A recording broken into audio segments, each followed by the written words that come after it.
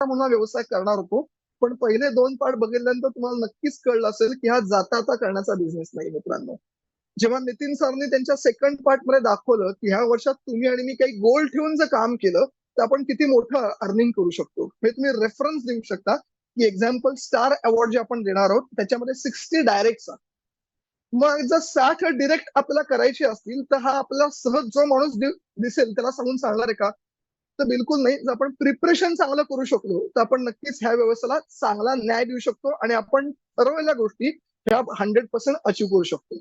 So start करू आपण list पासून, बरोबर आहे. आता एक 4-5 मी बुलेट पॉईंट तुमच्या समोर दिलेत. मी परत सांगतो मित्रांनो, माझी वाक्य महत्वाची नाहीयेत, मेसेज महत्वाचा आहे. वाक्य ही प्रत्येकाची वेगळीच असली पाहिजे. चिकन कॉमन असलं पाहिजे, मसाला हा वेगळाच असला पाहिजे. पण मग महत्वाचे कुठले मुद्दे आले पाहिजेत, ते समोरचे मुद्दे आले पाहिजेत. जेव्हा आपण लिस्टवर बोलणार आहोत तेव्हा त्यांच्या समोर हे हायलाइट मुद्दे आले पाहिजेत. ह्याच्यावर तुम्ही एक्सप्लेनेशन तुम्ही तुमच्या पद्धतीने करा. मग आपण त्यांच्याशी काय बोललं पाहिजे? पहिलं म्हणजे तो वाय आणि हाऊ टॉपिक आहे ह्याच्यावर आपण बोललंच पाहिजे. की लिस्ट ही तुमच्याकडे असलीच पाहिजे, लिस्ट ही तुम्ही काढलीच पाहिजे. पहिलं त्याची कारण, मी तुमच्याशी एवढ्या गप्पा मारतो पण हीच बोला असं नाहीये, ह्याच्यात तुम्ही तुमचा मसाला ऍड करा. मी तिसऱ्यांदा बोललो. आपल्या बिझनेसमध्ये छोटी छोटी उदाहरणं पण महत्वाची आहेत. की ह्या व्यवसायाची जेव्हा मी सुरुवात करतो तेव्हा 90% लोकांचं मत असतं माझ्या डोक्यात माझी लिस्ट आहे. पण फ्रेंड्स, तुमच्या डोक्यातून एक जरी माणूस निसटला तर नॉट नेसेसरी की तो तुम्ही लिहिला नाही किंवा तो तुम्ही इन्व्हाइट नाही केला म्हणून तुला इतर कोणी इन्व्हाइट करणार नाहीये. म्हणजे उदाहरणार्थ, मी जर तुमच्याशी आता बोलत असेल तर इंडसमध्ये मी सहभागी झाल्यानंतर अनेक लोकांची लिस्ट काढली. त्याच्यामध्ये उदाहरणार्थ तुमच्या ओळखीतल्या एका व्यक्तीचं नाव सांगतो, ते म्हणजे नितीन कोळी सर. त्यांचं नाव मी लिस्टमध्ये दिलं. आज जर मी लिस्ट नसती काढली आणि नितीन कोळी सर माझ्या डोक्यात असते पण मी त्यांना आमंत्रण द्यायला 2 महिने लेट केलं असतं, 1 महिना लेट केलं असतं, तर माझा आजचा लॉस काही करोड मधला आला असता, काही लाखातला आला असता. त्याचं कारण सांगतो. जेव्हा आम्ही या व्यवसायात सहभागी झालो तेव्हा आमचा एक कॉमन मित्र सहभागी झाला. तो तिसरा होता, त्याचं नाव होतं मंगेश भालवणकर. अर्थातच तो माझा खास मित्र होता, नितीन कोळी सरांचा पण खास मित्र होता. पण मला जॉईन होण्या अगोदर 3 दिवस आधी त्याला इतर टीमने इन्व्हाइट केलं होतं. आता दिवसाचा फरक होता, फक्त 2-3 दिवसाचा. पण मी सहभागी झालो 1 फेब्रुवारी 2001ला आणि मी नितीन कोळींना इन्व्हाइट केलं 2 फेब्रुवारी 2001ला, म्हणजे बरोबर आफ्टर 24 अवर्स. बघा मजा काय. लिस्ट काढली आणि त्या लिस्टला जो कॅटेगरी, आता हे मी थोडं मिक्स बोलतोय तुमच्याशी. प्रायोरिटी वाईज मी नितीनला पहिलं इथं बोललो, नितीन कोळी सरांना इथं पहिलं बोललो. पण हेच जर मी त्या लिस्ट नसती काढली तर मी कदाचित 8 दिवसांनी पण आमंत्रण दिलं असतं, कारण मी फोकसच नव्हतो तेव्हा, नसतो. पण मी फोकस राहिल्यामुळे त्यांना मी बोलून घेतलं आणि मला वाटतं विदिन 3 to 4 days माझ्या त्या मंगेश भावणकर मित्रांचा नितीन सरांना फोन गेला, उद्या काय करतोय, आपल्याला एका ठिकाणी भेटायचंय, आपल्याला एका ठिकाणी जायचंय. सी फ्रेंड्स, 2 फेब्रुवारीला मी नितीन सरांना बोललो, 3 फेब्रुवारी नितीन कोळी सरांचं जॉईनिंग झालं. नितीन सर माझ्याबरोबर पार्टनर होऊन असोसिएट झाले. हे झालं कशामुळे? फक्त आणि फक्त लिस्टचं इम्पॉर्टन्स होतं. आता नवीन माणसाला आपल्याला हे सांगितलं पाहिजे की समोरच्या व्यक्ती, आपण लिस्ट तेव्हाच काढू, आपण ह्या गोष्टीला इम्पॉर्टन्स तेव्हाच देऊ जेव्हा आपल्याला हे कळेल की एका माणसाचं महत्व काय. तुम्ही आणि मी आज वेगळ्या स्कीम करता, वेगळ्या टार्गेट करता जर हा बिझनेस करायला आलो तर आपल्याला वाटतं ह्याच्याऐवजी हा आला तर चालेल ना. पण एक व्यक्ती इज इक्वल टू 200 रुपयाचा इन्सेंटिव्ह नाही, 15 IVP नाही, किंवा 900 रुपयाचा किंवा 1000 रुपयाचा इन्सेंटिव्ह नाही. ती व्यक्ती म्हणजे तुमचं पूर्ण प्रॉपर पुढच्या करिअरचं नेटवर्क असू शकतं. त्याची किंमत किंवा त्याची व्हॅल्यू सांगू नाही शकत आपण. ओके. सो तुम्ही त्या व्यक्तीशी लिस्टचं इम्पॉर्टन्स सांगणं हे 100% महत्वाचं असू शकतं. त्याला हे आपल्याला सांगायला पाहिजे की जेव्हा तुम्ही पहिले 2 पार्ट ऐकलेले आहेत आणि या 2 पार्ट मध्ये जेव्हा तुम्हाला कळलंय की तुम्ही मे बी याला सेकंड सोर्स ऑफ इन्कम म्हणून बघत असाल, पण जे एका नवीन व्यवसायाची इमारत तुम्ही जर व्हिज्युअलाइज करत असाल, एका नवीन व्यवसायाची इमारत जर तुम्ही व्हिज्युअलाइज करत असाल तर त्या इमारतीचा बेस हा चांगलाच असला पाहिजे. मित्रांनो, मी मगाशी बोललो 10 मिनिटापूर्वी की आपण रेफरन्सेस आधीच्या 2 पार्टचे घेऊ शकतो. जसं मी आता घेऊ शकतो की उदाहरणार्थ नितीन सरने 2 दिवसापूर्वी तुमच्या समोर जेव्हा पार्ट घेतला तेव्हा हे सांगितलं की मित्रांनो, या व्यवसायाची सुरुवात होताना LSP चा जो भाग घेतला, हा मी ट्रेनिंग मध्ये घेऊ शकतो किंवा तुम्ही घेऊ शकता. की LSPच्या ट्रेनिंगमध्ये आपल्याला हे कळलं, LSPच्या भागात आपल्याला हे कळलं की आपली पहिली लेवल जी आहे म्हणजे महत्वाची लेवल ती आहे सेकंड EA, एलिट असोसिएट, जिथं आपल्या बिझनेसच्या टीम वर्कला सुरुवात होती, टीम इन्सेंटिव्हला सुरुवात होती. मित्रांनो, हे दोन पार्टनर आयुष्यात आपण कधीच बदलू नाही शकत. मित्रांनो, हे दोन पार्टनर आपण आपल्या आयुष्यात कधीच बदलू नाही शकत. जसं आपण आपले आई वडील बदलू नाही शकत, तसं हे राईट लेफ्ट आपण बदलू शकत नाही आणि हे राईट लेफ्ट तुम्हाला पण बदलू शकत नाही ऍज अ अपलाईन म्हणून. बरोबर आहे. मग दुसरी लेवलच फक्त का ते बिलकुल नाही. त्याच्यानंतर नितीन सरांनी सांगितलेली इम्पॉर्टंट लेवल होती लेवल 3, ज्याला आपण फास्ट ट्रॅक बोनस पण आपण समजून घेतलेला. लेवल 3 अचीव्ह करताना नितीन सरांनी सांगितलं की याच्यासमोर 2 ऑप्शन आहेत. ज्या 2 व्यक्तींना तुम्ही जॉईन केलंय त्यांचे राईट लेफ्ट करून तुम्ही तुमची 6 लोकांची टीम करू शकता किंवा तुम्ही तुमचे स्वतःचे 6 डिरेक्ट करून पण तुम्ही तुमची लेवल 3 अचीव्ह करू शकता. आता मित्रांनो, पुढचा एक विषय जो तुम्हाला आजच्या या ट्रेनिंग मध्ये कळलेला तो म्हणजे लेवल 4. नितीन सरांनी सांगितलं की आपण लेवल 4 पर्यंत समजून घेऊ, बाकी डिटेल्स आपण नंतर हळूहळू समजू. लेवल 4 पर्यंत तुम्ही जर बघितलं असेल तर साधारणतः तुमची 14 लोकांची टीम होती फ्रेंड्स. मित्रांनो, या 14 लोकांवरच आपला बेस आहे, ज्याच्यावर पुढची अख्खी इमारत आपली आहे. मग ती 1400 लोकांची असेल, 140 लोकांची असेल, 14,000 लोकांची असेल, किंवा जर तुम्ही तुमचा स्वतःला अलाउ केलं मोठी स्वप्न बघायला तर ती 1,40,000ची असेल किंवा त्यापेक्षा पण मोठी. पण ही 14 लोक खूप मॅटर करतात, की ज्याच्यामुळे ह्या 14 लोकांना, कोण ही 14 लोक असली पाहिजेत, कोण ही 6 लोक असली पाहिजेत, कोण ही 2 लोक असली पाहिजेत, हे खूप मॅटर करतं. मग का मॅटर करतं? तर जसं तुमची ही 2 लोक आहेत, तुमची जेव्हा उद्या 200 लोकांची टीम होणार आहे तेव्हा ही ह्या 2 लोकांच्या खालीच होणार आहे. कदाचित 1:1 असेल तर 100 आणि 100 असेल, 1:2 असेल तर एक्झाम्पल 60 आणि 70 आणि 140 असेल, किंवा बिटवीन दॅट असेल. म्हणजेच या 2 लोकांखाली पण ते एम्पायर उभं राहणार आहे, जे एम्पायरचा बेनिफिट तुम्हाला मिळणार आहे. फ्रेंड्स, मी तुमच्या समोर का बोलतोय? आता मी परत म्हणतोय, माझीच वाक्य घ्या नाही. आपल्याला त्या ठिकाणी वाय आणि हाऊ आहे. आज आपल्यात तुम्ही जर बघितलं, तुमचे अनुभव स्वतः बघा. मी म्हणत नाही असंच आहे, तुम्ही पण आज लीडर आहात, पण बहुतांशी लीडर सुद्धा वेगवेगळ्या टार्गेट पिरियड मध्ये, वेगवेगळ्या गोष्टींमध्ये समोरच्याला हे कॅज्युअली बोलून जातो, मला तू 10 लोक दाखव, त्यातली 5 जॉईनिंग करण्याची जबाबदारी माझी. तो कॅज्युअली स्टेटमेंट करून टाकतो. एखाद्या व्यक्तीकडे प्रेझेंटेशनला जाण्या अगोदर 5 मिनिटं आपण फक्त माहिती घेत असतो की तो काय करतो, आणि मग आपण रॅन्डम 90% आपल्याला ठरलेलं प्रेझेंटेशन त्यासमोर मांडत असतो. सो हे मी तुम्हाला का बोलतोय, की तुम्हाला फक्त पार्ट नाही घ्यायचा मित्रांनो. तुम्हाला जर कन्व्हिक्शन ते आज आलं की अरे खरंच या पार्टला, म्हणजे प्रत्येक पार्टला, मी आज या पार्ट बद्दल बोलतोय म्हणून मी या गोष्टीबद्दल बोलतोय, या पार्ट मधल्या या लिस्ट ह्या विषयाला आपण किती गांभीर्याने घेतलं पाहिजे, म्हणजे एक स्पीकर म्हणून आपण ते चांगलं डिलिव्हर कसं करू शकू. राईट. आता मला त्यांना हेच, म्हणजे मी तुमच्याशी हा विषय बोललो की लिस्ट काढणं का आवश्यक आहे. ओके. आता लिस्ट काढणं का आवश्यक आहे हे आपण बोलल्यानंतर, लिस्ट कमीत कमी किती, म्हणून मी वर दिलंय की मिनिमम 100 लोकांची ती असलीच पाहिजे. कमीत कमी 100 लोकांची लिस्ट ती असलीच पाहिजे. हे तुम्ही लोकांना ठासून बोललं गेलंच पाहिजे. जमलं तर त्यांच्या तिथनं काढायला सुरुवात करायला लागा. 100 लोकांची लिस्ट ती असलीच पाहिजे. पुढं कॅटेगरायझेशन मध्ये हा पार्ट येईल, पण मी तुम्हाला परत सांगतो, जे लिस्ट आणि कॅटेगरायझेशन जर तुम्ही 100% न्याय देऊन केलात, व्यवसायाला सुरुवात करण्याची घाई न करता व्यवसायाच्या प्रिपरेशनला जर सिरियस राहिलात, तर तुमचं कन्व्हर्जन हे खूप वाढतं. माझा शब्द नीट ऐकून घ्या मित्रांनो. आपण 2 फील्डमध्ये काम करतो, एक आहे डायरेक्ट आणि एक आहे इनडायरेक्ट.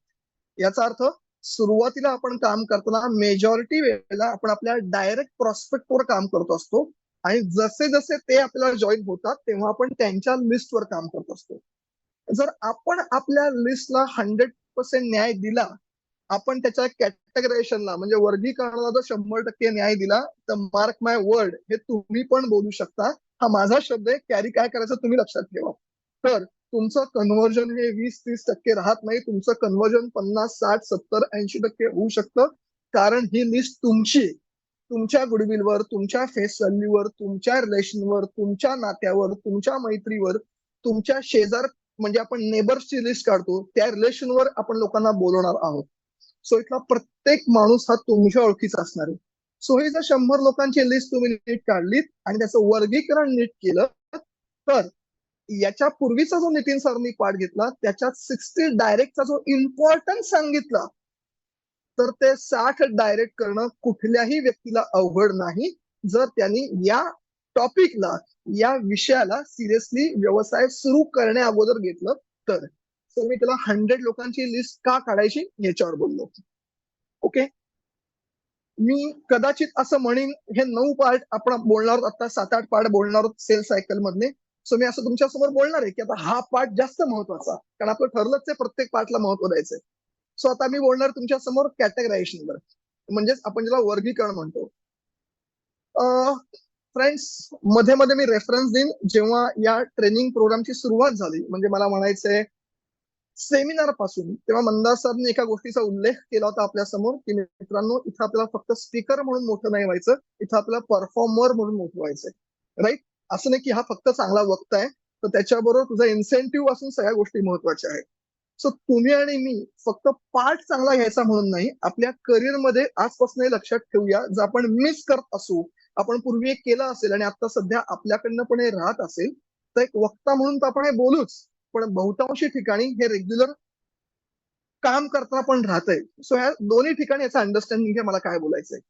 की जसं मगाशी आपण बोललो की व्यवसायाच्या इमारतीची सुरुवात म्हणजे आपण पाया भक्कम असला पाहिजे, जशासाठी मी लिस्ट बोललो, बरोबर आहे.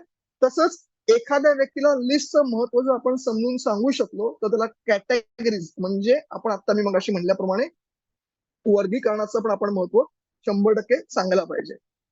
फ्रेंड्स, जेव्हा वर्गीकरणावर मी तुमच्या समोर बोलतोय, कॅटेगरीजवर आपण बोलतोय, तर खरं सांगायचं तर मी आता इथं पीपीटी मध्ये 10-12 कॅटेगरी आणणार होतो तुमच्यासमोर, पण मला वाटतं तुम्हाला त्या कॅटेगरीज माहिती आहेत म्हणून मी त्या आणल्या नाही. ज्या तुम्ही स्वतः तयार करा, प्रत्येक ठिकाणी कॉपी पेस्ट नको व्हायला. एक उदाहरणार्थ म्हणून तुम्हाला सांगतो की जसं आपण म्हणतो की लिस्ट काढली 100 लोकांची, तर त्या कॅटेगरी कशा केल्या पाहिजे. तर उदाहरण आपण म्हणतो सुरुवातीला त्या व्यक्तीचं नाव असलं पाहिजे, त्या व्यक्तीचं वय, नेम, एज, प्रोफेशन, ह्या 3 गोष्टी सगळ्यांना पाठच आहेत. अनेक गोष्टी आहेत मित्रांनो, आणि मला असं वाटतं की एखाद्या व्यक्तीला, म्हणजे तुम्ही जेव्हा तुमच्या समोर 100 लोक जर ट्रेनला बसलेत, तर तो माणूस एकटा बसलाय. सो त्याच्याकरता हा व्यवसाय हजारोंचा आहे, लाखांचा आहे का करोडोंचा आहे हे आपल्याला माहित नाही. आपण त्याला तो दाखवणार आहोत की हा व्यवसाय तुझ्याकरता तू लाखाचा करू शकतोस किंवा करोडोंचा करू शकतोस. त्याच्याकरता या प्रत्येक गोष्टीवर तू मायन्यूट लक्ष कसं दे, तू प्रत्येक गोष्टीत सिरियस कसं हो. हे एक ट्रेनिंग प्रोग्राम जर तू सिरियसली ऐकू शकलास, ह्यातल्या प्रत्येक पार्ट मधला प्रत्येक पॉइंट जर तू सिरियसली घेऊ शकलास, तर येणाऱ्या 365 दिवसामध्ये, येणाऱ्या 24 फोर्टनाईट मध्ये तुझ्या इन्कम लेवलमध्ये एक प्रचंड मोठा बदल झाला तुला जाणवेल. त्याच्याकरता जसं लिस्टवर आम्ही सिरियसली आता बोललो आणि तुम्ही ऐकलं, हे तुम्ही बोलताय बरं का, मी तुमच्याशी बोलत नाहीये, तुम्ही लोकांशी डिलिव्हर करताय. तसं कॅटेगरीवर पण तुम्ही हा विषय सिरियसली ऐकून घ्या, हे तुम्ही लोकांना सांगू शकता की त्या व्यक्तीचं नाव काय, त्या व्यक्तीचं प्रोफेशन काय, त्या व्यक्तीचं वय काय. उदाहरणार्थ मी 4-5 पॉईंट लिहिलेत की तो त्याच्या सेकंड सोर्स ऑफ इन्कम करता किती इगर आहे, हे तुम्ही लिहा. प्रत्येक व्यक्तीचं, प्रत्येक व्यक्तीची कुंडली काढा, 100 लोकांची 100 कुंडली काढा, प्रत्येक व्यक्तीला 1,00,000 रुपये समजा, आणि मग 100 लोकांच्या 100 कुंडल्या काढा, तुमचे 1 करोड रुपये इथं फिक्स झाले. जर तुम्ही 100 लोकांना तेवढा वेळ दिलात तर त्या 100 लोकांची नाडी बघण्यात, त्या 100 लोकांची पत्रिका काढायला जर तुम्ही पर पर्सन 5-10 मिनिटं दिलीत, तर प्रत्येक माणसाची व्हॅल्यू 1,00,000 रुपये एवढी आहे. एक्झाम्पल मी बोलतोय, तुम्हाला एक्झाम्पल काय द्यायचंय, हा मसाला तुम्ही तुमचा ऍड करा, बरोबर आहे. आणि जो आर्टिफिशियल नाही, जो नॅचरल आहे, बरोबर आहे. स्पाऊस, ज्या व्यक्तीचं नाव मी लिहिलंय, बरोबर आहे, त्या व्यक्तीची पत्नी किंवा त्या व्यक्तीचा नवरा, पती, पत्नी, आई, वडील हे वर्किंग मध्ये आहेत का, या लिस्ट मध्ये मला कळतंय की मी त्या व्यक्तीशी काय बोलू शकतो प्रेझेंटेशनच्या अगोदर. स्पाऊस वर्किंग आहे का हाऊसवाईफ आहे किंवा दुसरं काही करतायत कोणी, त्या व्यक्तीकडे असलेल्या लायबिलिटीज आणि त्या व्यक्तीकडे असलेल्या रिस्पॉन्सिबिलिटीज काय काय, बरोबर आहे. त्याच्या लायबिलिटीज काय काय, त्याच्या रिस्पॉन्सिबिलिटीज काय काय. त्या व्यक्तीला वेगळं काम करायला काही आवडतं का, त्याला वेगळ्या कामात छंद, इंटरेस्ट आहे का, लाईक टू लर्न और लाईक टू लिसन. त्या व्यक्तीला नवीन नवीन गोष्टी शिकायला आवडतात का, ऐकायला आवडतात का, बरोबर आहे. अँबिशियस, नेहमी आपण बोलतो तो अँबिशियस आहे का, तो महत्वाकांक्षी आहे का, तो हार्ड वर्कर आहे का.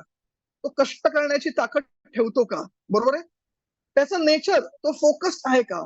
तो गोल ओरिएंटेड आहे का? एखादी गोष्ट ठरवली की त्या टाइम मध्ये कम्प्लीट करायची किंवा कुठलीही असेल, मग नॉट नेसेसरी फक्त व्यावसायिक म्हणून, तो तुमच्या सोसायटीतला पार्टनर असेल, तो तुमचा लहानपणीचा लंगोटी यार असेल, पण एखादी गोष्ट, एखादी ट्रिप ठरवली की त्या ट्रिपसाठी तो पॅशनेट असतो. नाही, जायचं म्हणजे जायचंच. म्हणजे एखादी गोष्ट डिसाईड केली ती पूर्ण करण्याची त्याची महत्वाकांक्षा आहे का? कमिटमेंट तो ठेवतो का? बरोबर आहे.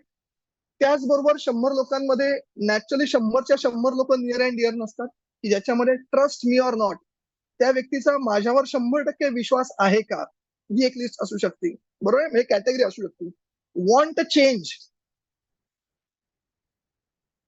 म्हणजे तो ज्या प्रोफेशन मध्ये आहे त्या प्रोफेशन मध्ये अनेक वर्ष येतो आणि तो त्या प्रोफेशन नॉट नेसेसरी नाराज आहे, त्या प्रोफेशन मधनं तो समाधानी नाहीये असं नाहीये, पण अनेक वर्ष ते केल्यामुळं त्याला आता एखादा नवीन बदल ऍड करायचा असू शकतो, किंवा त्या प्रोफेशनला कंटाळा येतो, आता त्याला एखादा नवीन करायची इच्छा आहे का, त्याच्या आयुष्यात त्याला काही नवीन बदल हवाय का, तो त्रासलाय का तिथल्या पॉलिटिक्सला किंवा तिथल्या अनेक गोष्टींना असू शकतो. याला म्हणतो आपण वॉन्ट अ चेंज. बरोबर आहे. त्यानंतर कॅन अरेंज, कॅन अफोर्ड. प्रेझेंटेशनला तो आल्यानंतर त्याच्यासमोर जी काही अमाऊंट मी कोट करणार आहे त्याच्या परिवाराकरता जी आवश्यक, मग तो मे बी 2 ऑप्टिमा असतील, त्या परिवाराकरता डीएनए असेल, व्हॉट एव्हर, ती अमाऊंट तो इमिजिएट भरण्याकरता तो अफोर्ड करू शकतो का, तो अरेंज करू शकतो. अरेंज म्हणजे काय, आपण म्हणतो की एखादा माणूस म्हणतो आत्ता नाहीये माझ्याकडे पण मी विदिन 24 hours, हे तुम्हाला सगळ्यांना माहिती आहे, can arrange, can afford. So ती लिस्ट असू शकते. त्यानंतर केडीएम आपण असं म्हणतो, म्हणजे आपण म्हणतो की डिसिजन मेकर. मी लिस्ट मध्ये ज्याचं नाव घेतलंय, उदाहरणार्थ मी असं म्हणतोय की माझ्या लिस्ट मध्ये नाव आहे, उदाहरणार्थ माझा एक मित्र अभिजित, नाव घेतलं मी, अभिजित ताम्हाणे माझ्या नावाचा एक मित्र आहे, त्याला मी घेतलंय. मला माहिती, मी आतापर्यंत ज्या कॅटेगरी केल्या त्या कॅटेगरीमध्ये तो 90% ठिकाणी मला यश यस यस यस यस दिसलाय, म्हणजे माझ्या हॉटलिस्ट मध्ये तो आलाय, माझ्या टॉप 10 मध्ये तो येऊ शकतोय. पण मला त्या कॅटेगरी करताना एक कळलंय की तो केडीएम म्हणजे की डिसिजन मेकर नाहीये. त्याचं वय 22-23 आहे.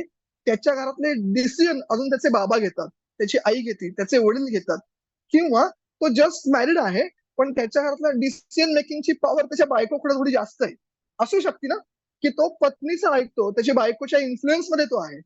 सो याचा बेनिफिट काय आहे, की माझ्या हॉटलिस्ट मधल्या प्रॉस्पेक्टला मला जॉईन करण्यासाठी भले पहिल्या 10 पैकी 9 ठिकाणी तो टिकवर आहे, पण जर केडीएम की डिसिजन मेकर जर तो नसेल, तर मला हे कळणार आहे की पुढच्या पार्ट मध्ये जेव्हा मी त्याला आमंत्रण द्यायला विषयावर जाणार आहे इन्व्हिटेशन मध्ये, तर तिथं त्याला आणि त्या पत्नीला दोघांना बोललं पाहिजे. क्लोजिंग मला त्याच्या बायकोचं करावं लागेल. सो मी परत मित्रांनो बोलतोय, लिस्ट बरोबर कॅटेगरायझेशनवर, म्हणजेच वर्गीकरणावर आपण जितका चांगला वेळ इन्व्हेस्ट करू तितकं आपल्याला आउटपुट मिळण्याचे चान्सेस वाढतात. जसं मित्रांनो आपण बोलतो बघा की आपल्या डीएनए प्रेझेंटेशन मध्ये आपण बोलतो की जसं प्रत्येक व्यक्तीचा जन्म झाल्यानंतर बऱ्याच ठिकाणी 90% ठिकाणी प्रत्येक बाळाची जन्मपत्रिका काढली होती, पण जन्मपत्रिकेबरोबर तुमच्या डीएनए तपासणीतनं तुम्हाला तुमच्याची स्वास्थ्य पत्रिका मिळायला तर आवडणार नाही का, आरोग्य पत्रिका मिळायला तर आवडणार नाही का, राईट ऑर रॉंग, हे आपण नेहमी लोकांशी बोलत असतो. तसंच तुम्हाला त्या व्यक्तींना, तुमच्या असलेल्या क्राऊडला हे सांगितलं पाहिजे की तुमच्या असलेल्या 100 लोकांची जेवढी माहिती पत्रिका तुमच्याकडे जास्त, बघा मी काय बोलतोय, माहिती पत्रिका तुमच्याकडे जेवढी जास्त, नाडी पत्रिका जेवढी तुमच्याकडे जास्त, आवड निवड पत्रिका जेवढी तुमच्याकडे जास्त, ओळख पत्रिका जेवढी तुमच्याकडे जास्त, हॉट बटनची पत्रिका जेवढी तुमच्याकडे जास्त, तेवढंच मित्रांनो तुमच्या कन्व्हर्जनची गुणपत्रिका तुमची जास्त.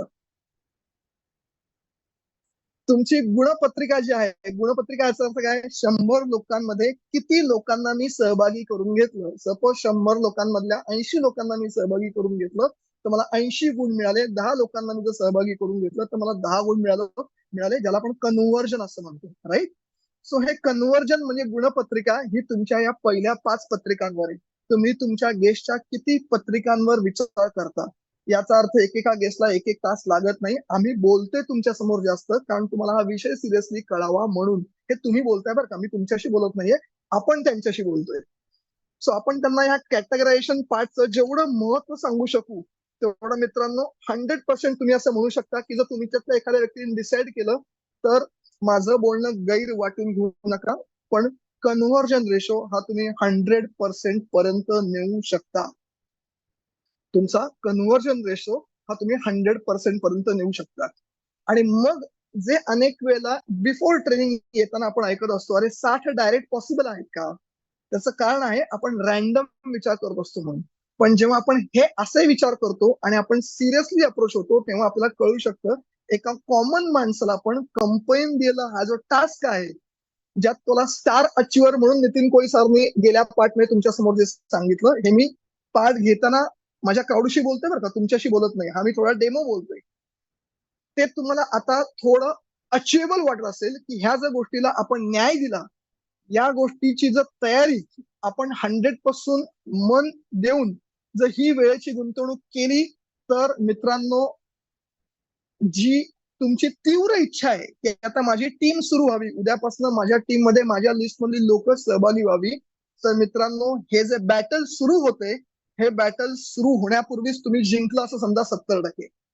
लोकांना आमंत्रण देण्यापूर्वीच, लोकांना प्रेझेंटेशन देण्यापूर्वीच जर तुम्ही ह्या दोन गोष्टींवर वेटेज दिलं आणि मन लावून ह्याचा स्टडी केला आणि आम्ही जे सांगतोय हे जर तुम्ही पूर्ण केलं, तर 70% बॅटल तुम्ही जिंकलात हे लक्षात घ्या.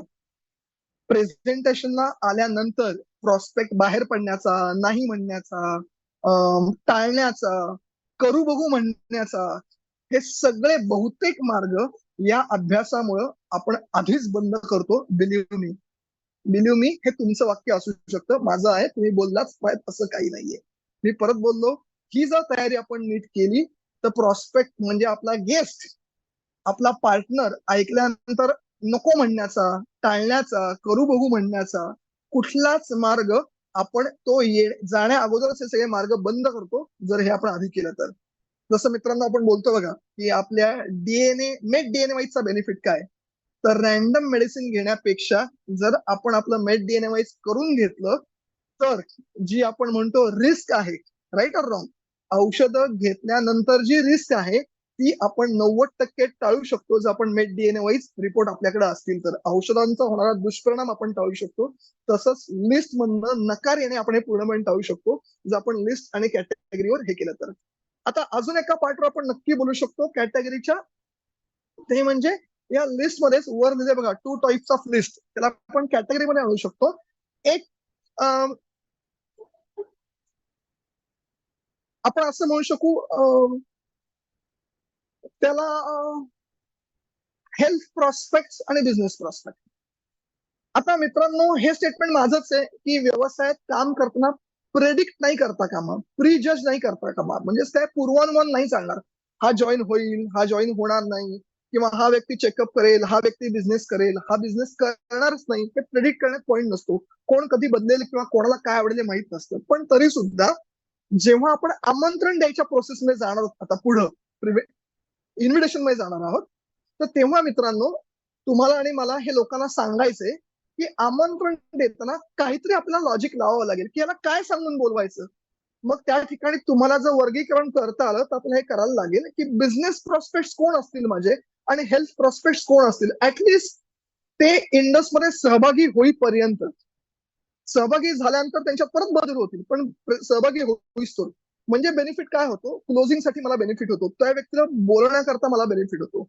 मग आज आपला जो मिशन आहे की आज आपण जर बघितलं तर साधारणतः 18-20 वर्षापासून 40 पर्यंत, 50 पर्यंत, 50 पर्यंत आपण जर बघितलं तर 18, 20, 25, 30, 35 मेजर, 18 ते 35, 40 हा साधारणतः आपण करिअरचा काळ म्हणतो. माझं असं मत आहे इथल्या प्रत्येक व्यक्तीला बिझनेसच आमंत्रण गेलं पाहिजे, बरोबर, बिझनेसच इन्व्हिटेशन गेलं पाहिजे.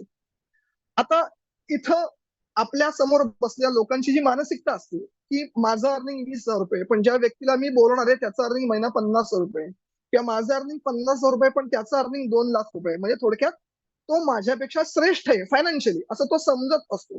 सो तिथं आपल्याला त्याला युक्त्या दिल्या गेल्या पाहिजे मित्रांनो, की नॉट नेसेसरी.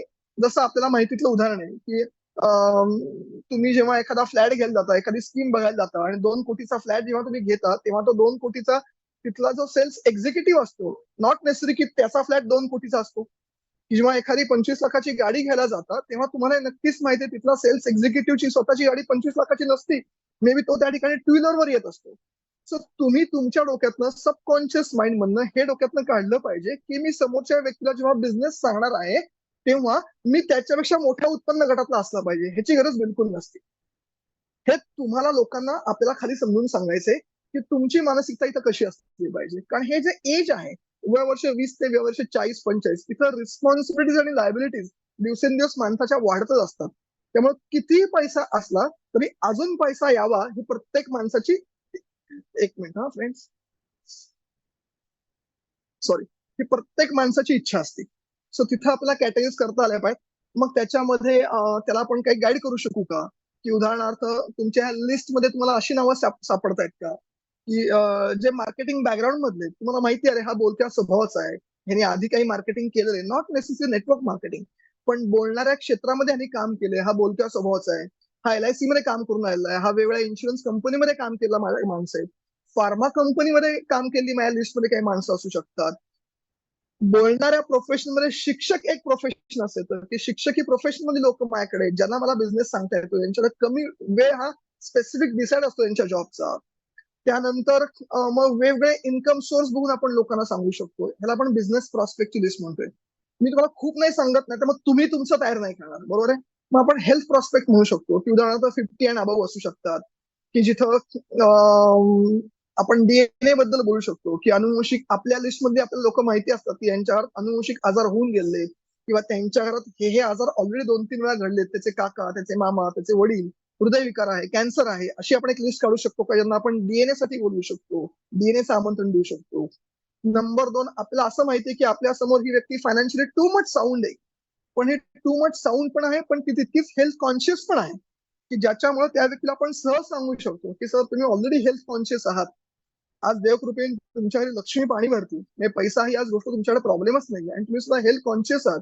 पण हे जे तुम्ही हेल्थ कॉन्शियस आहात याच्यामध्ये तुम्हाला हेल्थ कॉन्शियस कस्टमाइज व्हायला आवडेल का, म्हणजे एक्झॅक्टली आज समाजामध्ये साधारणतः क्या काय गोष्टी आवश्यक आहेत बाबा, योग्य आहार, योग्य व्यायाम, पुरेशी विश्रांती, हे सगळं स्टँडर्ड आहेच, पण एक्झॅक्टली म्हणजे काय, कुठला एक्झॅक्ट व्यायाम, एक्झॅक्ट कुठली मेडिसिन, एक्झॅक्ट कुठली न्यूट्रिशन, ह्याची कस्टमाइज माहिती घ्यायला तुम्हाला आवडेल का, हे एक आपल्याला त्यांना दाखवता येईल. आपल्या DNA साठी प्रिव्हेंटिव्ह चेकअप करताना आपण सांगू शकतो की आजपर्यंत तुम्ही खूप चांगलं आयुष्य जगलेलं आहात, देवकृपेने या सगळी अचिव्हमेंट तुमच्या लाईफचे झालेले आहेत, परंतु आता ह्याच्या पुढे जे आयुष्य उपभोगण्याचं वय तुमचं आता आहे या 50 नंतर, हे उपभोगताना जो सगळ्यात महत्वाचा हर्डल येतो तो येतो आरोग्याचा. आता तो आपल्या आयुष्यात येऊ नये म्हणून प्रिव्हेंटिव्ह हेल्थ चेकअप ज्या काळाची गरज आहे याच्याबद्दलची तुम्हाला चांगली माहिती ऐकायला नक्कीच आवडेल, याची मला खात्री आहे. सो मी तुम्हाला हे बोलतोय की त्यांच्यासमोर जे हेल्थ अवेअर लोक आहेत त्यांच्यासमोर हे मांडू शकतो. नंबर 2, आपल्यासमोर अशी पण काही लोक असू शकतात की जे फायनान्शियली साऊंड आहेत पण ते हेल्थ अवेअर नाहीयेत, ते तितके हेल्थ कॉन्शियस नाहीत, उलट ते कॅज्युअल आहेत. सो त्यांच्यासमोर आपल्याला, मी म्हणत नाही भीती, पण अवेअरनेस देता येईल की सर यू हॅव एव्हरीथिंग, पण आज तुमच्या आरोग्याकडे आता बघायची वेळ आलेली नाही का, फक्त तुमच्या कुटुंबालाच तुमची गरज नाहीये. मे बी आज माझ्यासमोर एक्स इंडस्ट्रियलिस्ट बसलेत, mister x Sharma, mister x Bhide, कोणी घ्या तुम्ही, त्यांना मला हे दाखवता येतं की आज तुमच्या परिवाराला आता पैशाची कदाचित गरज नाही, पण तुमच्या मुलांना या त्यांच्या आज वयात तुमची गरज जास्त आहे. तुम्ही आज जी इंडस्ट्री, तुम्ही आज जे एम्पायरचे ओनर आहात त्या ठिकाणी तुमच्या 40 कर्मचारी काम करतात, म्हणजे साधारणतः 160 लोक, कुटुंबातल्या 4 व्यक्तीचं म्हटलं तर 160 लोकांची डिपेंडन्सी तुमच्यावर आहे. उद्या तुम्हाला कुठल्या तरी एखाद्या आजाराने ग्रासलं आणि तुमच्या त्या आजारामुळे तुमच्या व्यवसायाचा परिणाम झाला तर तुमच्या कुटुंबाची कदाचित काळजी करण्याची गरज नाहीये, पण त्या 40 एम्प्लॉईची वाताहत होऊ शकते. सो तुमचं आरोग्य ह्या समाजासाठी उपयोगी आहे, तुमच्या एम्पायरसाठी उपयोगी आहे. मित्रांनो, मी तुम्हाला हे आता उदाहरण का देतोय की नॉट नेसेसरी फक्त बिझनेसचीच आपल्याला आमंत्रण देऊन लोकांना बोलवता येतं, आपल्याला त्यांना आरोग्याबद्दलची पण आमंत्रण देऊन बोलवता येतं. ह्याची मी तुम्हाला काही 2-3 उदाहरणं दिली. आता बाकी तुम्हाला तुमचं ऍड करायचंय. ओके, आपण पुढच्या गोष्टीवर जाऊया. मला वाटतं मी लिस्ट आणि कॅटेगरीजवर तुमच्याशी मला असं वाटतं बऱ्यापैकी बोललो की जो पार्ट खूप महत्वाचा आहे, हा जर आपण लोकांना विकू शकलो, त्यांना अंडरस्टँड करू शकलो, त्यांना तर आपण सिरियस करू शकलो, तर तुम्हाला जाणवेल की तुमच्या टीमचं किंवा आपण ज्या लोकांसमोर बोलतोय त्यांच्या कन्व्हर्जन मध्ये 100% आपण बदल आणू. ओके, नेक्स्ट पार्ट आपण म्हणूया इन्व्हिटेशन आपल्या सेल्स सायकल मधला. सगळे मित्रांनो विषय हे सगळे लिंक आहेत. जर लिस्ट साठी मेहनत घेतली तर गॅरंटेड कॅटेगरायझेशनचे महत्व समोरच्याला कळतं. जर कॅटेगरीज म्हणजे वर्गीकरण जर नीट केलं तर इन्व्हिटेशन कसं द्यायचंय हे त्याचं क्लिअर झालेलं असतं, कारण त्यांनी त्याच्या आधी या 2 पार्ट मध्ये मेहनत घेतली असती. मग तो त्याचं इन्व्हिटेशन, त्याचं आमंत्रण हे तो कॅज्युअली देऊच शकत नाही. बरोबर आहे. तरी आपल्याला त्याला सांगावं लागेल की मित्रांनो, आपल्याकडनं नकळत आमंत्रण हे कॅज्युअली दिलं गेलं जातं, ते द्यायचं कसं नाहीये. जे तुम्हाला माहिती आहे friends, importance of good invitation. जाता आता उद्या वेळ आहे का, येतोस का, विनंती वजा आमंत्रण हे कधीच नसलं पाहिजे. आग्रह आणि हक्काचं आमंत्रण कायमच टर्न अप करून देतं आपल्याला सेल्समध्ये. सो ते असलं पाहिजे. पूर्वी आपण लोकांना सांगायचो, आज पण आपण सांगतो लोकांना की भले आज जग जवळ आले पण ट्रॅफिकमुळे अडचणी आल्यात लोकांना, की याच्यामुळे आपण पूर्वी सांगायचो जा आणि घरी जाऊन आमंत्रण दे. आज पण माझं असं फिलिंग आहे, जेव्हा आपण आपले स्वतःचे डिरेक्ट करतो ना मित्रांनो, आणि तुम्ही पण लोकांशी बोलू शकता, जेव्हा तुला या धंद्यात स्वतःचे 60 डायरेक्ट करून त्यातनं 60 लाख रुपये कमवायची इच्छा असेल, तर ह्या 60 लोकांना वेळ दे. आज बहुतेक ठिकाणी, आज आपण जर लग्न कार्यासाठी हॉल बुक केला तर निदान मी म्हणत नाही 1000 लोकांना आपण पत्रिका पाठवतो, की आज आपण ई इन्व्हिटेशन कार्ड पाठवतो मेजॉरिटी लोकांना किंवा कुरिअरने पाठवतो. पूर्वीसारखा सगळ्यांच्या घरी जाणं शक्य नाहीये, पण निदान घरातली जी जवळची 50 लोक असतात ना, त्यांना आपण आज सुद्धा गावाला जाऊन किंवा त्यांच्या घरी जाऊन आमंत्रण द्यायची प्रथा नक्की आहे मित्रांनो. Right or wrong? सो तसंच तुम्ही त्या लग्नाचं जे इम्पॉर्टन्स आपल्या समाजात अजून पाळलं जातं, त्याचं महत्व, त्याची पावित्रता, की नाही घरातलं एकच लग्न आहे, 2च मुलं आहेत मला, मुलीचं लग्न आहे, तर त्याच्याकरता आई वडील वेळ काढतातच. आणि किमान पहिली जी 100 लोक आहेत, जी 2 दिवसापासून घरात राहतात, वावरतात, आपल्या घरातली सुखदुःखात सहभागी होणारे लोक आहेत. आपल्या आजपर्यंतच्या पिढ्यांमध्ये आपण अनेक पिढ्या एकमेकांच्या सुखदुःखात सहभागी, कार्यांमध्ये सहभागी होणाऱ्या लोकांना निदान आपण त्या 100 लोकांची लिस्ट अशी काढतो ज्यांना आपण स्वतः जाऊन आमंत्रण देतो. तर मग मित्रांनो, हे तुम्ही आणि मी बोलू शकतो, ज्या व्यवसायामुळे पुढच्या आपल्या पिढ्यांचं फायनान्शियल भविष्य बदलू शकतं, निदान आपल्या मुलांचं बदलू शकतं, अशा एका व्यवसायाचं आमंत्रण देताना ह्या 100 लोकांना आपण घरी जाऊन सिरियसली आमंत्रण दिलं तर काय फरक पडेल याचा विचार करा.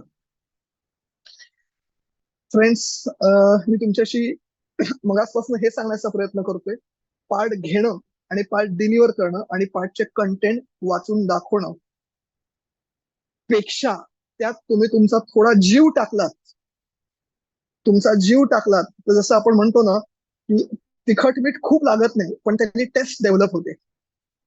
पार्ट घेणाऱ्या व्यक्तीने ह्या कंटेंटमध्ये जर थोडी इमोशन्स टाकली, जी खरी आहेत, जरी आपण टाकू शकलो तर आपण समोरच्याला ती हृदयातनं हृदयापर्यंत पोहोचवतो, आणि जे आपल्यातल्या प्रत्येक व्यक्तीचं काम आहे. आपण आपले 1 तास डिलिव्हर करायला आलेलो नाही, तर आपल्या त्या 1 तासामुळं, जसं आपण आज स्पीकर म्हणून लोकांना काही सांगायचा प्रयत्न करणार आहोत, शिकवणार आहोत, त्यांना आपण गाईड करणार आहोत, त्यांना आपण मार्गदर्शन करणार आहोत, आपल्या आजच्या इंडस्ट्री करिअरमध्ये जे काही आपण सक्सेसफुल आहोत, अशा एखाद्या कुठल्या तरी ट्रेनिंगमुळेच झालेलो आहोत. एखादा स्पीकर आपल्या आयुष्यात आला, तो एखादं वाक्य बोलला, तो एखादा तास आपल्याशी बोलला आणि आपलं करिअर बदलण्यासाठी आपल्याला हेल्प झाली. सो तुमची आणि माझी नैतिक ही जबाबदारी आहे, जेव्हा मॅनेजमेंट ऑर्गनायझेशन आपल्याला प्लॅटफॉर्म देतील, तेव्हा जी व्यक्ती मेहनत करून ट्रेनिंगला त्याचा एक सीडी आणते, तेव्हा त्या व्यक्तीच्या आयुष्यात आपल्या या 1 तासामुळे प्रचंड बदल होऊ शकतो. सो फक्त आपला पॉइंट वाचून दाखवायचे नाहीये, तर त्याच्यामध्ये आपल्याला आपला थोडा जीव टाकून बोलायचंय. ओके, पुढे जातो. म्हणून त्याला इम्पॉर्टन्स ऑफ गुड इन्व्हिटेशन सांगायचे. हॉट बटन, सोल्युशन ओरिएंटेड, हे सगळं आपण आता बोलून झालं. जेव्हा आपण त्याची लिस्ट काढतो, त्याच्या कॅटेगरीज करतो, याचाच अर्थ आपण त्याच्यातनं हॉट बटन शोधून काढतो. त्याच्या असलेल्या प्रॉब्लेमला सोल्युशन देणं, हे म्हणजे इन्व्हिटेशन मित्रांनो. मला मित्रांनो नीट ऐकून घ्या. इथं खाली आपण लिहिलंय बघा, Y he will come with you. तो माणूस तुमच्यासाठी तिथं का येईल किंवा तुमच्या बरोबर का येईल, त्याचं उत्तर तुम्हाला आणि मला नेहमी माहितीये. जसं आपण जॉईन झाल्यानंतर, आपण पार्टिसिपेट झाल्यानंतर आपण समोरच्याशी बोलतो की वाय यू आर हिअर. आपण पण समोरच्याशी बोलतो ना, why you are here. Last part मध्ये हा पार्ट घेतो आपण, वाय यू आर हिअर. तसंच तो माणूस मित्रांनो, हे मी डायसवरनं बोलतोय.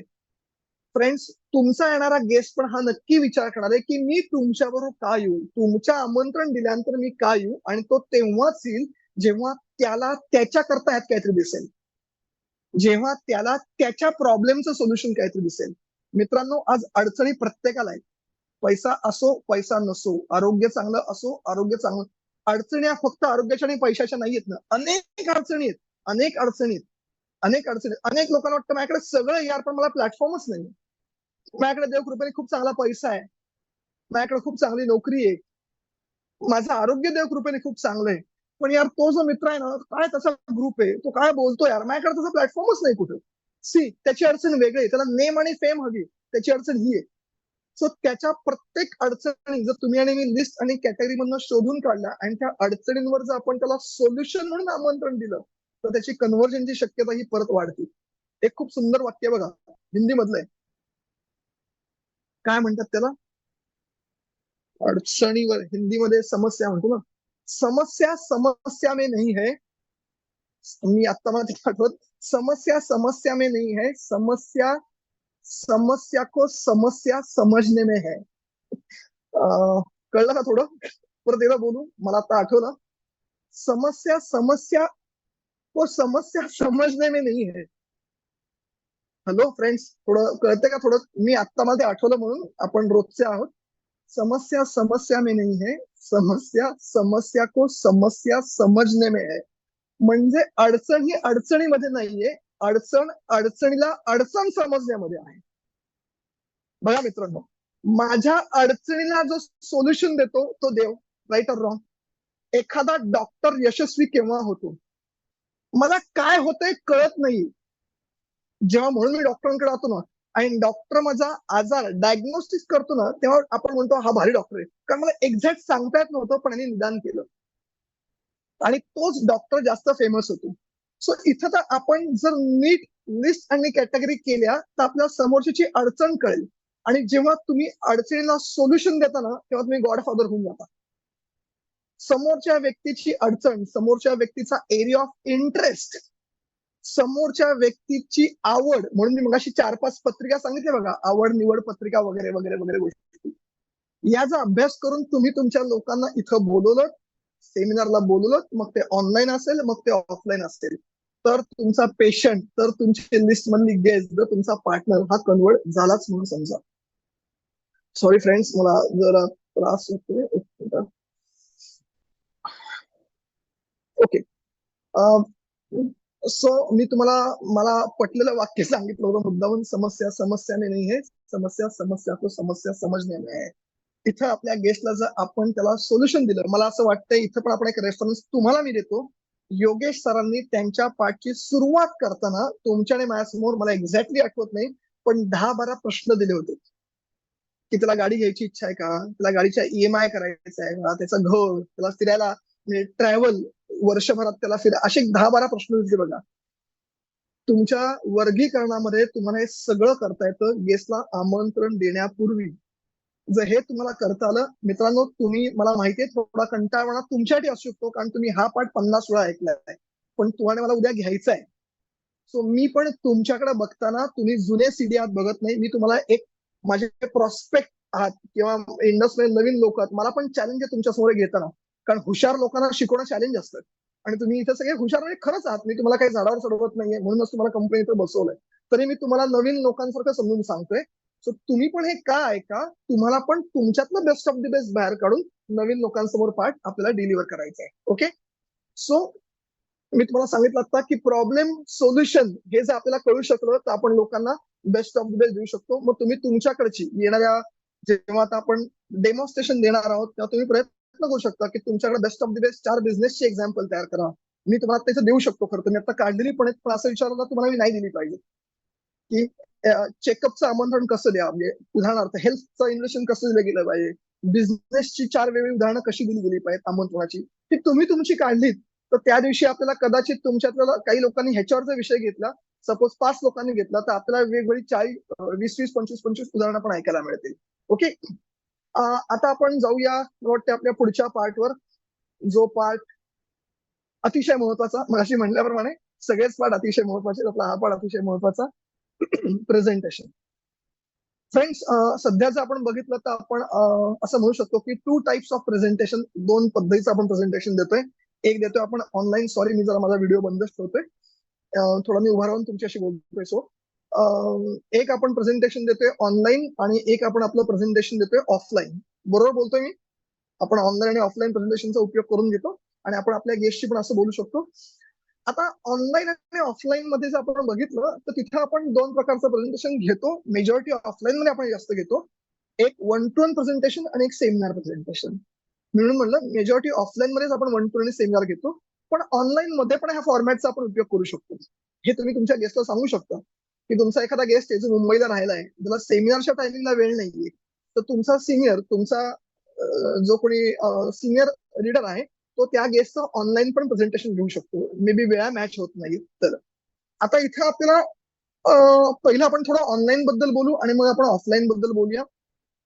मला वाटते ऑनलाईन बद्दल बोलताना तुम्हाला त्यांच्याशी हे बोललं पाहिजे. मी तुम्हाला एक आयडिया सांगतो. सध्या मी एका एरियात ती वापरायचा प्रयत्न करतोय. हे मी तुम्हाला सांगतो, तुम्ही वापर करून समोर सांगू शकता की ऑनलाईनला पण ऑफलाईनचं कॉम्बिनेशन आपण करू शकतो. Means what? एक्झाम्पल, आता उद्या आपला एक ऑनलाईन सेमिनार आहे. तर नॉर्मली काय होतं की मी माझ्या इंडस्ट्रीमधल्या एका माझ्या गेस्टला सांगतो की तुला जर ह्या रविवारी यायला वेळ नाहीये तर अमुक अमुक ठिकाणी दिवशी संध्याकाळी 8 वाजता आमचा कार्यक्रम आहे, तू नक्की अटेंड कर. सो तुम्ही आणि मी फॉर्मॅट बदलू शकतो किंवा त्यात ऍड करू शकतो की आपण आपल्या लोकांना हे सांगू शकतो की त्याला याला जर सेमिनारला वेळ नाहीये तर ऑनलाईन सेमिनार ज्या दिवशी आहे आणि जर तुला तुझा तो महत्वाचा प्रॉस्पेक्ट वाटतो तर त्या संध्याकाळी 8 वाजता तू त्याच्या घरी जा आणि त्याच्याच मोबाईलवर, त्याच्याच लॅपटॉपवर, तुझ्याच आयपॅडवर जो काही ते टूल असेल त्याच्यावर तू आणि तो मिळून दोघं ऑनलाईन सेमिनार अटेंड करा. ह्याने होतो काय बेनिफिट? अनेक वेळेला आपण लिंक पाठवतो पण तो खरंच त्या मानसिकतेने तो ऐकतो का हे आपल्याला कळत नाही. तो 100% अटेंटिव्ह असतो का हे आपल्याला माहित नाही.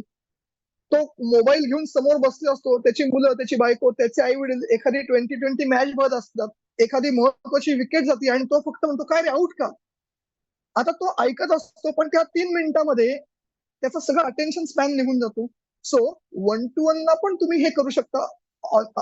काय ऑनलाईनला पण करू शकता की कॉम्बिनेशन ऑफ ऑनलाईन आणि ऑफलाईन. म्हणजेच काय, सेमिनार घेत आहेत उदाहरणार्थ अजित परांजपे सर, उदाहरणार्थ प्रभाकर कोळी सर घेत आहेत ऑनलाईन सेमिनार. पण मी काय केलं, माझ्या गेस्टच्या घरी गेलो आणि मी तिथं त्याला ऑनलाईन सेमिनार मॅथ्स गॅजेटवर दाखवला. त्याची पत्नी, तो, मी, त्या घरातली जी काही केडीएम आहेत ती रिसीव्ह मेकर आम्ही बघून तो अटेंड केला. हे कॉम्बिनेशन तुम्ही वापरू शकता. बरोबर आहे. नंबर 2, स्टँडर्ड तुम्ही समोरच्याला सांगितलं पाहिजे की ऑनलाईन सेमिनारचं इन्व्हिटेशन कसं दे, त्याला सिरियस अप्रोच कसा ठेवा. ज्या ठिकाणी जाणं शक्यच नाही, मे बी आउट स्टेशन असेल, तिथं मोबाईल कसा धर, काय धर वगैरे वगैरे तुम्हाला सगळ्या गोष्टी माहिती आहेत. नंबर 2, ऑफलाईन, ज्याच्याबद्दल आता समोर स्क्रीनवर मी दिले. मित्रांनो, तुम्हाला मी एक आवाहन करतो जे आपण गेल्या काही दिवसांपासून तुम्ही आणि मी सगळे मिळून फॉलो करतोय आणि कॉंग्रॅच्युलेशन स्पीच तुम्ही मला करा, मी तुम्हाला करेन, आपण ते फॉलो करतोय. ज्याचा आपल्याला बेनिफिट काही महिन्यात दिसायला लागतील, ते म्हणजे पंक्च्युअलिटी.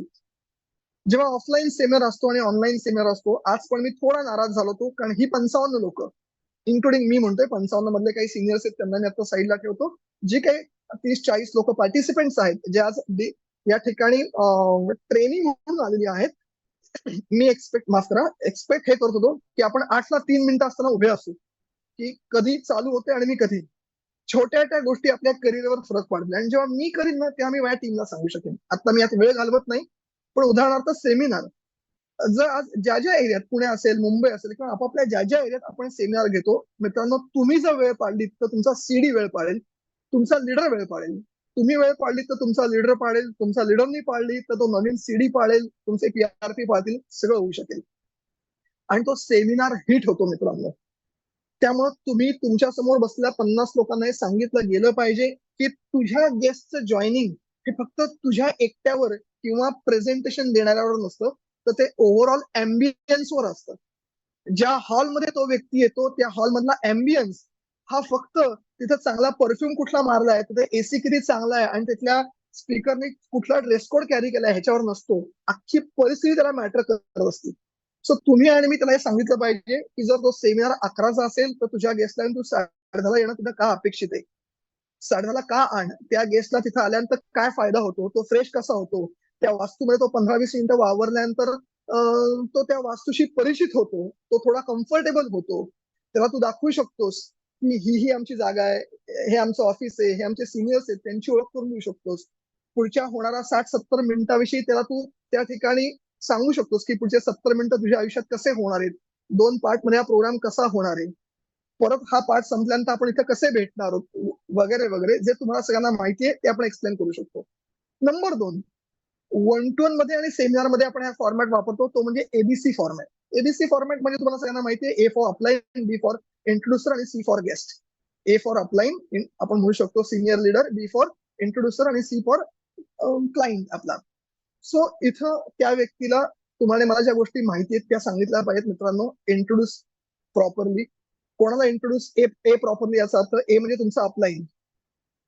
आता इथं मित्रांनो, जर तुम्ही आणि मी हा विषय नीट घेतला पाहिजे की आमंत्रण देताना ए हा व्यक्तीचं वय, ए ह्या व्यक्तीचं क्वालिफिकेशन किंवा ए ह्या व्यक्तीची फायनान्शियल सिच्युएशन कशी असेल आपल्याला माहित नाहीये. कारण आपला गेस्ट उदाहरणार्थ 55 वर्षाचा आहे आणि माझा स्पीकर सपोज 31 वर्षाचा आहे, असं होऊ शकतं, राईट? सो तो ज्या कंडिशन मध्ये आहे त्याला तुम्हाला तुमच्या ए ची गोष्ट विकता आलीच पाहिजे. म्हणून त्या ठिकाणी दिले मी इंट्रोड्यूस ए प्रॉपरली. म्हणजे उदाहरणार्थ माझे एक्स ए व्यक्ती बी आहे, माझं एक्स सी व्यक्ती आहे ज्याचं वय 55 आहे, पण त्या ठिकाणी सेमिनार घेणाऱ्या व्यक्ती आहे ज्याचं वय 32 वर्ष आहे. सो तिथं माझ्या मनात पहिल्यांदा हे येतं की अरे ह्यांना मी कसं विकू, हे त्याला मला सांगायचं समोरच्याला. पण ते तुला हे कॅपिटलाइज करून सांगता पाहिजे की सर तुमचा 55 वय, पण तुम्ही आज ज्या व्यक्तीला आणणार ऐकता त्याचं इन 30 वर्ष वय. सर तुमच्या एज्युकेशनल बॅकग्राऊंड ही आहे, पण आज सांगायला मला अभिमान वाटतोय सर की आज आपल्या कार्यक्रमाला आपण जे जाणार होतो ना, त्या व्यक्तीची अकॅडमिक जरी स्ट्रॉंग नसेल तरी या विषयात त्यांनी गेल्या 5 वर्षात खूप मोठं प्रभुत्व घेतलेलं आहे. बघा आणि काय फरक पडतो. तो व्यक्ती तुमचा आणि माझा जो गेस्ट असतो तो लिसनिंग मूड मध्ये येतो. या व्यक्तीची आर्थिक बॅकग्राऊंड आजपासून 8 वर्षापूर्वी नाजूक होती, मिडल क्लास होती, पण आज त्यांनी स्वतः या सिस्टीमला अडॉप्ट केलं आणि आज तुम्ही बघणार पुढच्या 60 मिनिटांनी की त्यांनी काय यश संपादन केलंय. यांनी काय होतं की तुमचा एखादा गेस्ट जरी 40 लाखाच्या गाडीतनं आला असेल आणि तुमचा स्पीकर जरी 4 लाखाच्या गाडीतनं आला असेल, तरी तो 40 लाखातनं आलेला गेस्ट जो आहे तो त्या कडे खूप रिस्पेक्टनी बघतो. मग रिस्पेक्ट होतो कधी, जेव्हा तुम्ही तुमच्या ए ला प्रॉपरली इंट्रोड्यूस करता. मी याच्यावर अजून बोलणार नाही. You are a speaker, you know that, किंवा तुम्हाला तुमच्या आता मसाले टाकायचे. सो ह्याच्यावर मी उदाहरण थोडा वेळ बोललो. Observe and learn from presentation, हे आपल्याला समोरच्याला सांगायचं आता क्राऊडला की मित्रांनो, जेव्हा सेमिनार होतो, जेव्हा 1-to-1 होतं, तेव्हा तुमचं लक्ष कुठल्याही गॅजेटकडे नसलं पाहिजे, मोबाईल मध्ये नसलं पाहिजे, सोशल मीडियामध्ये नसलं पाहिजे, एखाद्या घरात गेल्यानंतर बाल्कनीत बाहेर नसलं पाहिजे, तिथल्या मुलांशी तुम्ही खेळलं नाही पाहिजे. सेमिनारला जर तुमचा गेस्ट बसला असेल तर तुमचे हे 100 गेस्ट पर्यंत प्रयत्न असले पाहिजेत की तुमच्या गेस्टला सेमिनार बरोबर तुम्ही पण त्या सेमिनारला अटेंड करा. जर त्या ठिकाणी सेमिनारमध्ये एक्स व्यक्ती बोलणार आहे तर त्या व्यक्तीचा प्रत्येक शब्द तुमचा गेस्ट कसा ऐकतोय हे तुम्ही मागून बघा.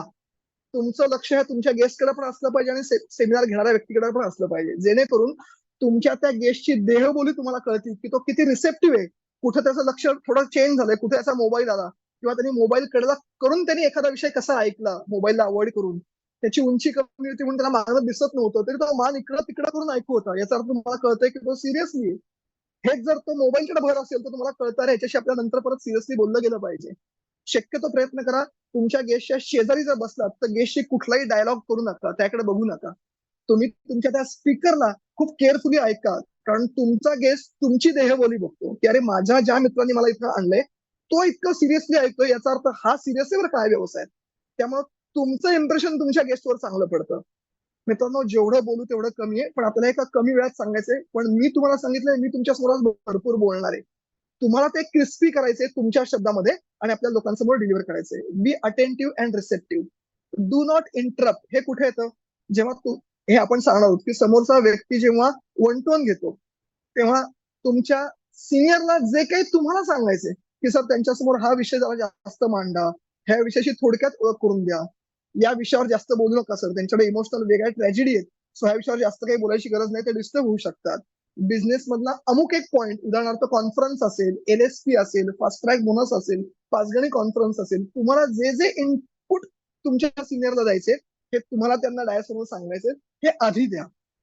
तुमच्या सिनियर बरोबरचे कुठलेच इनपुट प्रेझेंटेशन असताना मध्ये डिस्टर्ब होऊन देऊ नका. ओके, तर notice the key points of interaction, ते किंवा आपण बोललो. सो मी तुम्हाला परत तेच सांगितलं की प्रेझेंटेशन हा सिरियस कसा असला पाहिजे म्हणजे ऐकणारा आणि ए आणि बी दोघांचं बोललो मी, हे आपण त्यांना सांगायचंय. So friends, okay, closing.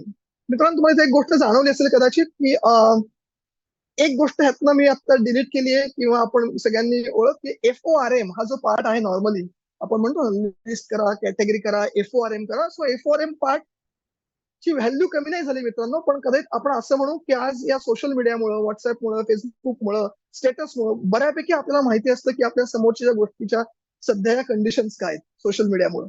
त्याच्या फॅमिलीत आता काही चांगल्या गोष्टी, काही दुर्घटना घडलेल्या आहेत का हे आपल्याला कळत असतं या लोकांमुळे. किंवा उदाहरणार्थ आता त्याने कुठली ट्रिप केली आहे का, तो फेसबुकला अपलोड करत असतो, स्टेटसला अपलोड करत असतो. त्यामुळे FORM वर आपण जास्त बोलत नाही, ते तुम्हाला दिसत असेल या सेल्स सायकल मध्ये थोडं कडेला काढलेलं, आपण कॅटेगरीमध्ये जास्त बोलतोय. आता स्पेसिफिकली फुल डे वर्कशॉप मध्ये आज आपण एक्सपेक्ट हे करतोय की क्लोजिंग या पॉइंटवर आपण जास्त नाही बोलणार आहोत. आपण त्याचं इंट्रोडक्शन देणार आहोत. त्याचं कारण आहे की आपण गृहीत हे धरतोय की आपल्या समोर बसलेला जो वर्ग आहे ती नवीन लोक आहेत. आणि नॅचरली तुम्हाला आणि मला हे माहिती आहे की क्लोजिंग हा विषय जो आहे हा आपल्याकडं सिनियर माणूस करत असतो. बऱ्यापैकी level 3 and above, level 4 and above जो अनुभवी आहे, ज्याची आज टीम आहे, जो बोलायला लागलाय, तो क्लोजिंग करतो. सो नवीन प्रॉस्पेक्ट समोर आपण क्लोजिंगचं इम्पॉर्टन्स सांगूया, क्लोजिंगचं महत्व सांगूया, त्याचा रोल सांगूया. पण क्लोजिंग कसं करायचं, तू याच्या प्रश्नांची उत्तरं कशी दे, त्याकडनं पैसे कसे माग, तू पैसे मागितलेच पाहिजेत, त्या प्रश्नांची उत्तर तुला अशी देताच आली पाहिजेत, हे त्याच्यावरचं बर्डन जो तो घेतच नसतो. नॉर्मली तो सगळं ते सिनियर घेत असतो. सो त्यासमोर आपण क्लोजिंगचं महत्व सांगूया.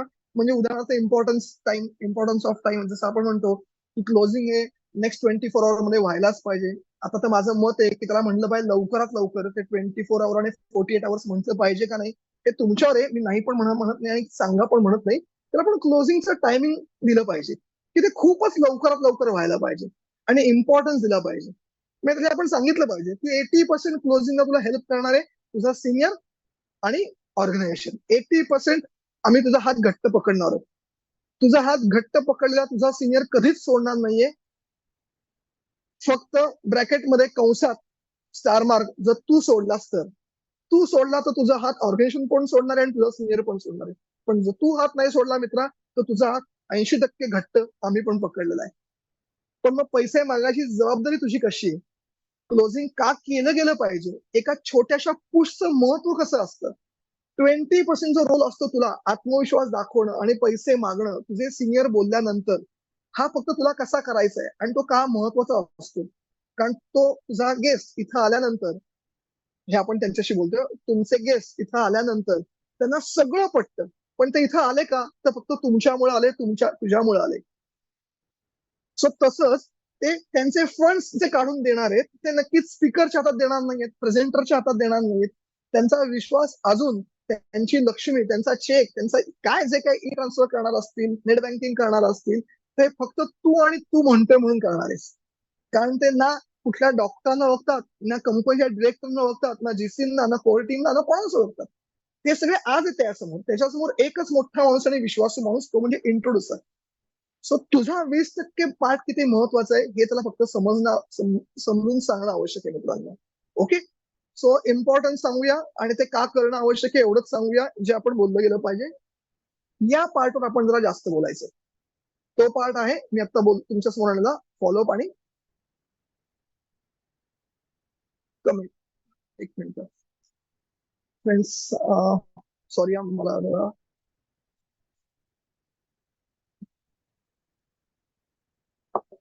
यस,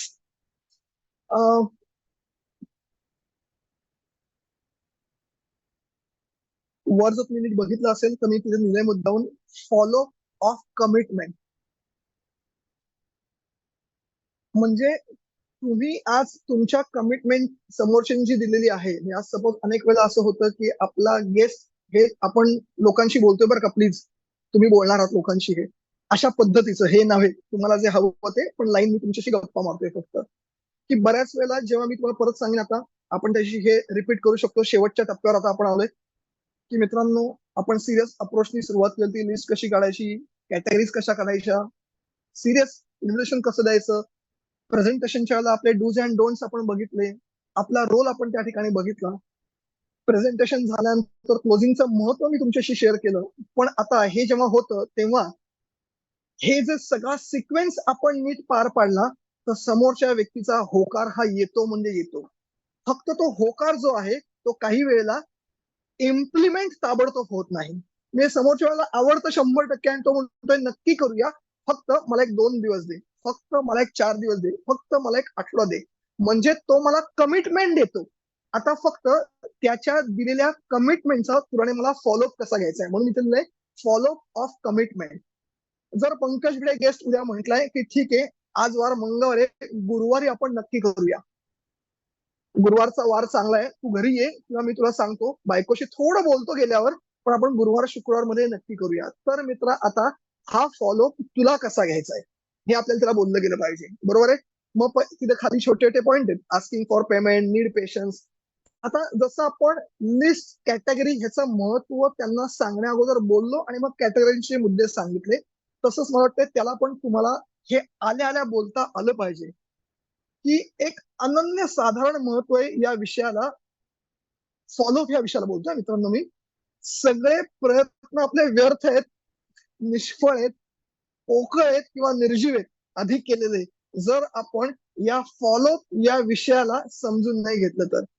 मी परत बोललो, आधीचे सगळे प्रयत्न आपले निष्फळ आहेत, पोकळ आहेत, व्यर्थ आहेत, वाया गेलेत जर आपण ह्या फॉलोअपला नाही, म्हणजे हत्ती गेला आणि शेपूट राहिला असे जर फॉलोअप नीट घेतला नाही तर. सो आपल्या आपल्या प्रॉस्पेक्टला सांगायचं की तुमचं आणि माझं आपल्याला मेंटल कंडिशनिंग जे आपण म्हणतो, पर्णल सरांचा शब्द आहे नेहमीचा, की स्वतःला कंडिशनिंग करून घेतलं पाहिजे की पैसे मागणं आणि फॉलोअप करणं हा माझा इथला एक अविभाज्य घटक आहे या बिझनेस मधला. आता 80-90% काम झालंय, तो माणूस जाताना म्हटलाय येस आपल्याला हे करायचंय, मला थोडा वेळ दे, फक्त 2 दिवस दे, एक आठवडा दे. इथं जर मी हे डोक्यात आणलं की आता तोच मला कॉल करेल, त्याचाच मला मेसेज येईल, हे चालणार नाही. मग इथं आपल्या केलेल्या सगळ्या प्रोसेसवर पाणी पडेल. तर इथं तुम्हाला मला त्याला आधी फॉलोअपचं महत्व समजून सांगायचं. आता मित्रांनो आपण आता बोलणार ह्याच्यावर, इथं लिहिलेलं पण आहे, पण खरं सांगायचं ना माझं वैयक्तिक मत असं आहे की फॉलोअप किती वेळा घ्यायचा याचं उत्तर ना एक प्रत्येक अनुभवी व्यक्तीचं उत्तर वेगळं आहे, किंवा मार्केटिंग फील्ड मध्ये काम करणाऱ्या व्यक्तीचं वेगळं आहे. कोणी म्हणेल 2 वेळा घ्या, कोणी म्हणेल 4 वेळा घ्या, कोणी म्हणेल 62 वेळा घ्या, कोणी म्हणेल 40 वेळा घ्या, कोणी म्हणेल जोपर्यंत नाही उत्तर येत नाही तोपर्यंत घ्या. पण हे रॅन्डम बोलणं झालं, राईट. समोरच्याचं आता आपण ट्रेनिंग घेतोय तर त्याला आपल्याला एखादा फॉर्मॅट सांगायचा असेल तर त्या ठिकाणी मुद्दाम आपण मेन्शन केलंय की minimum 3 followups place important role in conversion, right. 3 ते 4 वेळा किमान फॉलोअप घेतला पाहिजे हे त्याला आपल्याला कन्व्हिन्स करायचंय ऍज अ स्पीकर. कमीत कमी 3 ते 4 वेळा तुला हा फॉलोअप घेतला पाहिजे. आता यातून का घेतला पाहिजे हे पण त्याला आपण सांगूया बरं का मित्रांनो. नुसता घेतला पाहिजे नको. होपफुली माझा आवाज सगळ्यांपर्यंत पोहोचतोय. ऐकताय का? कोणी मला रिप्लाय देईल का please? Yes sir. Thank you very much, thank you very much friends. नुसता फॉलोअप घे, नुसतं क्लोजिंग कर, हे नुसती लिस्ट काढ, नुसतं कॅटेगरीज कर, हे म्हणून चालणार नाही, म्हणून आपण इतकं एक्सप्लेनेशन दिलं, तुम्हाला तुमच्या शब्दात मांडायचंय. तसंच फॉलोअप हे तुम्ही त्याला का घ्यायचा एवढं, तर तुम्ही वेगवेगळ्या गोष्टी सांगू शकता तुमच्या आवडत्या सुद्धा, पण मी पण तुमच्याशी 1-2 गोष्टी सहज बोलतो की यातून काय होतं अनेक वेळेला की कंपनी बद्दलची माहिती याला कळली असते, कंपनी बद्दलचं क्रेडेन्शियल कळलेलं असतं सेमिनार मध्ये किंवा प्रेझेंटेशन मध्ये, तुमच्या त्या सेमिनारच्या वक्त्यांनी सीडीच्या मार्फत, पीपीटीच्या मार्फत खूप सुंदर प्रेझेंटेशन झालेलं असतं. आता एक गोष्ट असते की ज्यांनी मला तिथं नेलंय ना, तो माझा ए इंट्रोड्युसर जो असतो, किंवा आपण बी म्हणू शकतो. सो समोरच्याला हे आपल्याला सांगता आलं पाहिजे की मित्रांनो आता फक्त तुमच्या कमिटमेंटची आणि तुमच्या सिरियसनेसची तो एक परीक्षा छोटी कदाचित घेऊ शकतो की जो मला सगळं सांगतोय तो किती सिरियस आहे. आणि जेव्हा तुम्ही हा फॉलोअप घेता ना तेव्हा तुमची कमिटमेंट दिसते की अरे हा मला रोज फॉलोअप घेतोय, हा मला एका स्टँडर्ड वेनी फॉलोअप घेतोय. अदनं म्हणणं तुम्ही त्याला कंपनीच्या व्हर्च्युअल गोष्टी पाठवू शकता, कंपनीच्या लोकांची शेअरिंग ज्याला आपण टेस्टिमोनी म्हणतो, ही आफ्टर सेमिनार लगेच त्याला तुम्ही पाठवू शकता की बघ जे आज XYZ स्पीकरनी बोललेत ना, ह्या लोकांचे अनुभव आहेत. तुम्ही हेल्थचे अनुभव पाठवा, तुम्ही ट्रीटमेंट पॅकेजचे अनुभव पाठवा, तुम्ही बिझनेसचे अनुभव सांगा, तुम्ही एखाद्या पर्सनॅलिटी डेव्हलपमेंटचे असलेले टेस्टिमोनी व्हिडिओ शेअरिंग जे आहेत व्हर्च्युअल, ते त्याला पाठवा. हे सगळं कुठलेही पाठवायचे ठरणार कसं आहे, जेव्हा कॅटेगरीमध्ये किंवा आमंत्रण देताना तुम्हाला त्याचं हॉट बटन सापडले, त्या हॉट बटनची जी आपल्याला टेस्टिमोनी आहे ती त्याला तुम्ही नंतर पाठवा.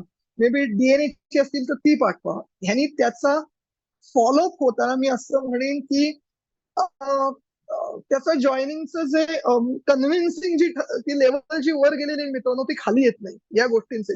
इतर लोकांचे अनुभव ऐकून तो जास्त अजून कन्व्हिन्स होतो आणि त्यांनी दिलेली कमिटमेंट तो लवकर पूर्ण करतो. तुमचा सिरियस अप्रोच यातनं दिसतो. जेव्हा तुम्ही त्याला 3-4 वेळा फॉलोअप करता तेव्हा त्याला कळतं हा पण व्यक्ती इथं सिरियसली करतोय बरं का, फक्त टाइमपास करत नाहीये.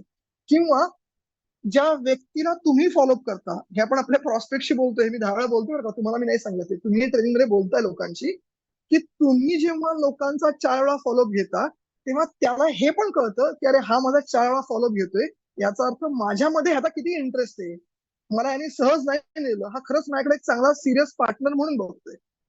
नंबर 2, काही वेळेला माणूस जेव्हा फेन्सिंगवर असतो हो आणि नाहीच्या मध्ये सुद्धा, तर तिथं सुद्धा सिच्युएशन सारख्या बदलत असतात मित्रांनो.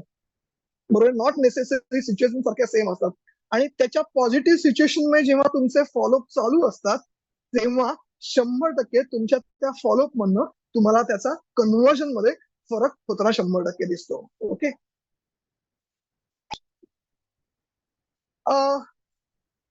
मला वाटतंय फॉलोअप बद्दल मी तुमच्याशी बऱ्यापैकी आता बोललोय. येस. फॉलोअप नंतर जेव्हा आपण महत्वाचा विषय घेणार आहोत तो म्हणजे आपल्या ह्या गोष्टीमधनं होणाऱ्या नेक्स्ट प्रोसेस मधनं, एक्सक्यूज मी, एक 10 सेकंद प्लीज थांबा फ्रेंड्स.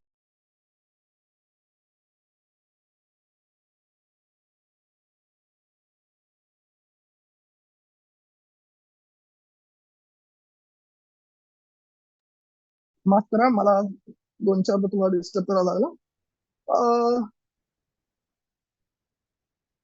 समोरच्या व्यक्तीला जेव्हा आपण जॉईन करतोय मित्रांनो, जसं आज तुम्हाला कंपन्या सगळ्या गोष्टी माहिती आहेत, ह्या पण तुम्हाला तिथे बोलायच्या आहेत. नितीन सरने त्यांच्या पार्टमध्ये सांगितलेल्या ज्या महत्वाच्या गोष्टी की आज तुम्हाला मला याचे उपयोग जे होत आहेत की एखादा व्यक्ती पार्टिसिपेट झाल्यानंतर नेक्स्ट 2 फोर्थनाईट मध्ये, नेक्स्ट 2 फोर्थनाईट मध्ये जर त्यांनी त्याचं राईट लेफ्ट केलं तर त्याचे होणारे त्याला बेनिफिट आणि त्याचे होणारे तुम्हाला बेनिफिट, एक्झिक्युटिव्ह क्लब मध्ये मिळणाऱ्या लोकांना 20% एक्स्ट्रा बेनिफिट, इन्सेंटिव्ह मधले, हे सगळे जेव्हा तुम्हाला मला कळतात तेव्हा आपल्याला ह्या गोष्टीवर हायलाईट केलंच पाहिजे, बोललं गेलंच पाहिजे की एखाद्या व्यक्तीने जॉईन झाल्यानंतर training as early as possible का केलं पाहिजे.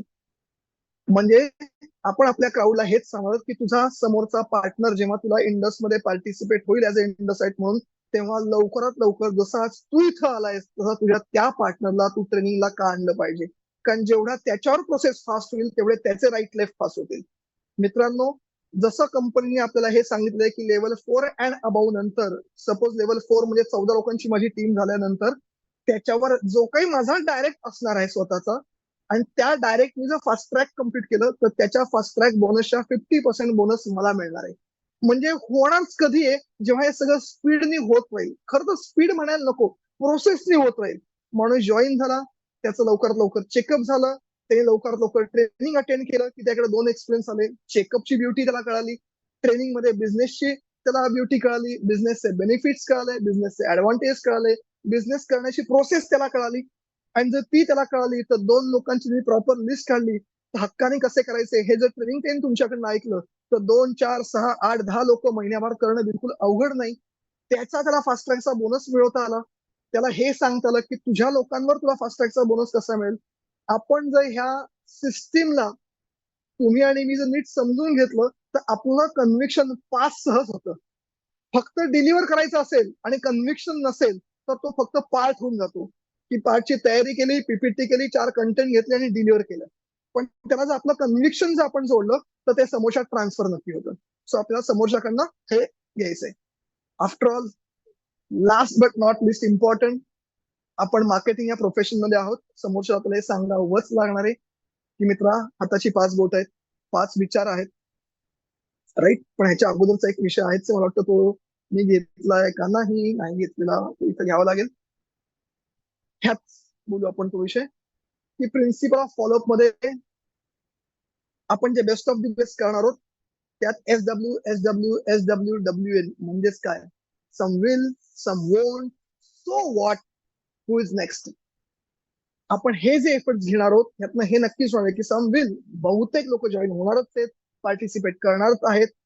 सम वोंट म्हणजे काही होणार नाहीयेत. So what, sorry, some will, some won't, so what, yes, what next.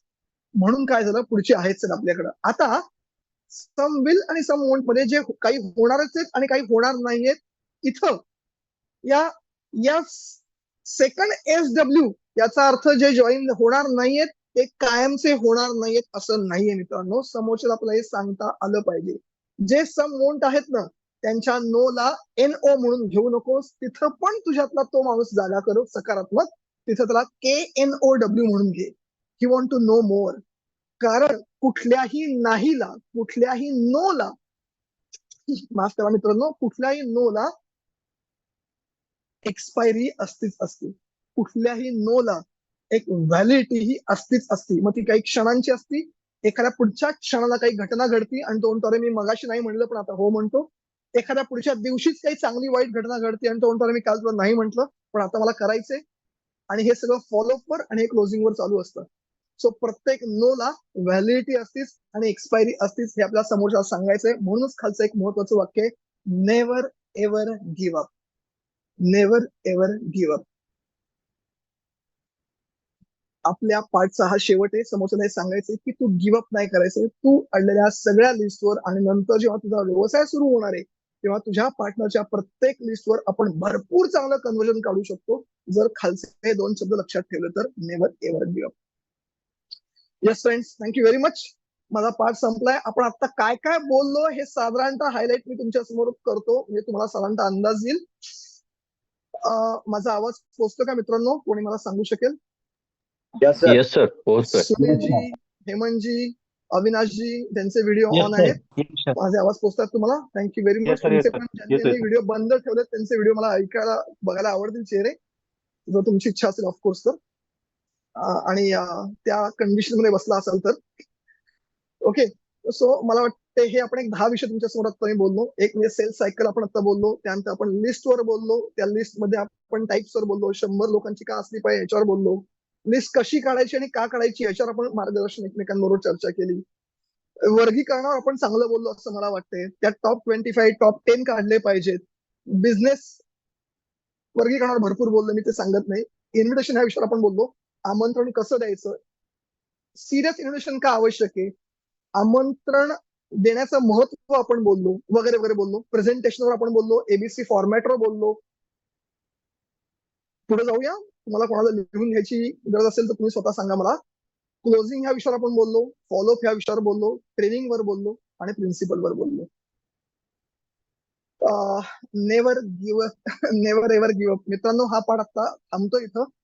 Hope so. मला काही अडचणी होत्या थोड्या कंटिन्यू बसण्यामध्ये, पण मी मला कडनं जेवढं शक्य तेवढं बोलण्याचा प्रयत्न केला. नंबर 2 मित्रांनो, हा विषय आत्ताचा नाहीये, पण तुम्ही आणि मी इंडसाईट आहोत. मी आधीच बोललेलो की मी 1 तासात डिलिव्हर करणार नाहीये. तरी मला वाटतं 1 तास 7-8 मिनिटं झाली मला. आपण 8:20 एक्झॅक्टली गप्पा मारायला सुरुवात केली. तेवढ्याच आजूबाजूला आपण आता बोलतोय. पण एक विषय बोलावासा आवडेल जो आत्ताचा खरा हा विषय नाहीये ह्या पार्टचा.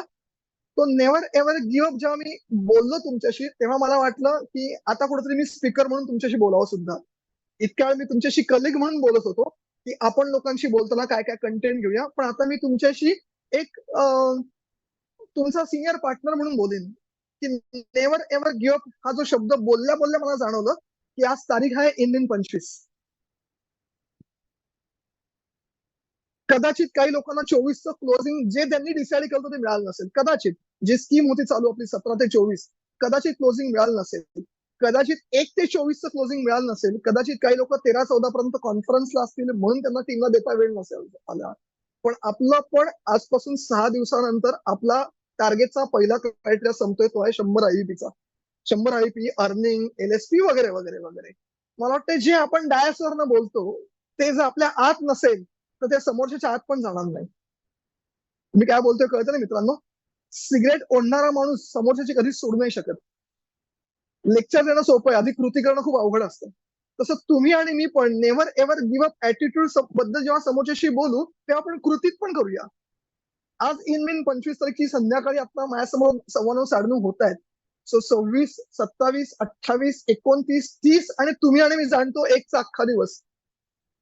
आणि तुम्हाला मला दोघांना माहितीये की इथल्या बसलेल्या लोकांच्या ती रग नक्की आहे. मी तुम्हाला मोटिवेट नाही करते किंवा मला सांगितलं पण नाही हे बोलायला. आता मला तो नेव्हर एव्हर गिव्ह अप बघितल्यावर असं जाणवलं की आपल्यात ती रग नक्की आहे की ह्या आता 35-40-50 लोकांनी डिसाईड केलं तर पुढच्या 6 दिवसात माझं बेस्ट ऑफ द बेस्ट काय हे मला माहिती.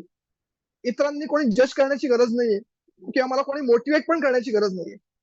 इथं बसलेल्या हेमंतला, इथं बसलेल्या सगळ्या सिनियरला, मी नावं नाही घेत, प्रत्येकाला माहितीये माझं बेस्ट काय. अविनाश ताजवे काय करू शकतात हे आता कोणीच सांगायची गरज नाहीये. एखाद मी जे बोललो ते वाढीव असू शकतं. मी तुम्हाला हरभऱ्याच्या झाडावर चढवू शकतो कदाचित, पण अविनाश ताजवेंना स्वतः ती ताकद नक्की माहितीये की ते किती किलो उचलू शकतात, ते किती जोरात पळू शकतात, ते किती वेळ बॅटिंग करू शकतात. मी मोटिवेट करेन, तुम्ही होऊ नका, पण तुमच्यातली ताकद तुम्हाला माहितीये, तुमच्यातली स्प्रिंट तुम्हाला माहितीये, तुमच्यातला जाळ तुम्हाला माहितीये. सो मी परत म्हणलं हा विषय आत्ताचा नाहीये, पण हे जे 6 दिवस आहेत मित्रांनो, आपण हे डोक्यात नको आणला. आता हे 6 दिवस आहेत. वैयक्तिक ताकद आपली एवढी नक्की आहे की आपण आपल्याकडे ठरवले तर वैयक्तिक ताकदीवर, मी टीमच्या ताकदीवर, तुमच्या टीम मधल्या लिडरच्या ताकदीवर, कंपनीच्या असलेल्या सपोर्ट सिस्टीमच्या ताकदीवर म्हणतच नाहीये. ती ताकद लावली तर वाढणारच आहे लेव्हरेजची, पण वैयक्तिक आपण स्वतःच आणि आपल्या टीम मधल्या एकाचं टार्गेट डिसाईड केलं तर आता आपण नक्की लावू शकतो पुढच्या 6 दिवसात. मी तुम्हाला अंडर एस्टिमेट करत नाही, तुम्ही 2-3 पण ठरवू शकता, पण मी उदाहरण म्हणून बोलतोय. सो हा विषय नव्हता बोलायचा आता, ह्या पार्ट मधला नव्हता, तरी राहुला नाही म्हणून बोललो. सो माझ्याकडनं मी थांबतो. 9:35 आली. तुम्हाला सगळ्यांना खूप खूप शुभेच्छा. पार्टची खूप छान तयारी करा. हे पार्ट तयार करताना एम हे ठेवा की मला जेव्हा मी बेस्ट स्पीकर होणार आहे तेव्हा मी माझ्या टीमवर आणि माझ्या व्यवसायावर राज्य करायचंय मला, म्हणून मी ह्या ट्रेनिंगच्या पार्ट मध्ये इन्व्हॉल्व्ह झालोय. मला फक्त डिलिव्हरी करायची आहे, काहीतरी बोलायचंय 12 मिनिटं आणि प्रशस्ती पत्र घ्यायला आलोय मी इथं, कोणाची तरी शाब्बासकी घ्यायला आलोय, म्हणून हे मला अटेंड नाही करायचं. हे माझं वैयक्तिक मत आहे. या तुमच्या मेहनतीचं आउटपुट तुमच्या इन्सेंटिव्हच्या झिरो मध्ये दिसलं पाहिजे पुढच्या आपल्या सगळ्यांच्याच. ओके, सो तुम्हाला पण शुभेच्छा आणि मला पण शुभेच्छा द्या. Thank you very much. तुम्हाला काही पार्ट बद्दल अरे थँक्यू, काही विचारायचंय, काही बोलायचंय, काही प्रश्न आहेत असतील आणि ज्याची उत्तर मला शक्य असतील तर मी जरूर देईन. कोणाला काही प्रश्न असतील, काही चर्चा करायची असतील तर जरूर करा. ओपन प्लॅटफॉर्म आहे, असं काही नाहीये. ज्यांना करायचे त्यांनी जरूर करा, काही करायचे असतील तर ह्या पार्टवर.